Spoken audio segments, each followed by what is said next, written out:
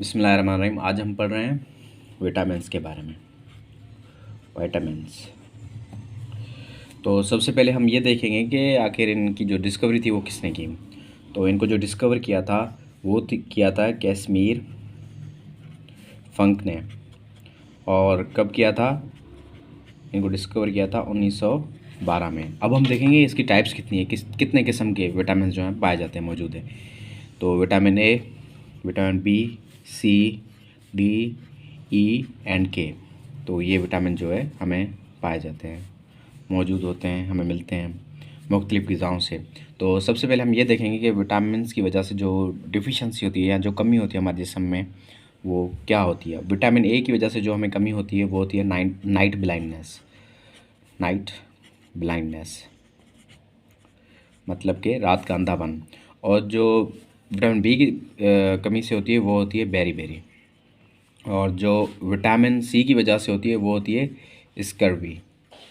और जो vitamin D की वजह से जो मतलब कि हमारे अंदर बीमारी होती है वो होती है रिकेट्स। उसके बाद आता है विटामिन ई। विटामिन ई की वजह से जो होती है ना वो होती है इनफर्टिलिटी। अब इनफर्टिलिटी से मुराद है कि जो क्या कहते हैं कि इंसान मीन्स कि जब बच्चे वगैरह पैदा नहीं होते तो वो उसका रीज़न विटामिन ई होता है। और जो विटामिन के की वजह से हमें डिफिशिएंसी होती है वो होती है ब्लड क्लॉटिंग।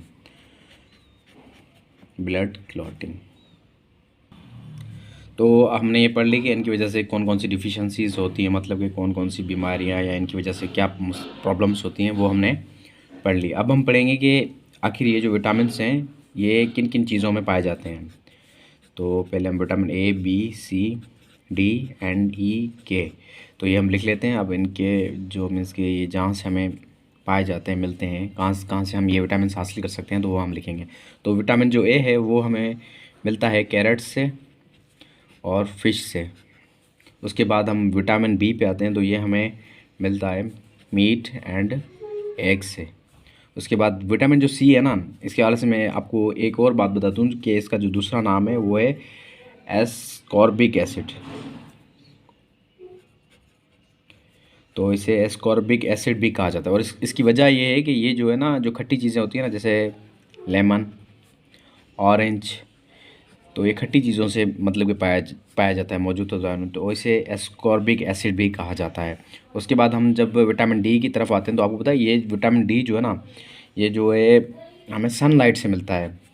अब ये जो लोग कहते हैं ना कि हम सन बाथ ले रहे हैं, तो उनकी मुराद यही होती है कि सन बाथ से मतलब कि वो विटामिन डी हासिल कर रहे होते हैं। उसके बाद हम लोग आते हैं विटामिन ई की तरफ। तो विटामिन ई जो है ना वो हमें मिलता है सीड्स एंड नट्स से। और उसके बाद जो विटामिन के है ये हमें मिलता है लीफ़ी फूड्स से। जो लीफ़ी फूड्स होते हैं ना, तो उनसे ये हमें हासिल होता है।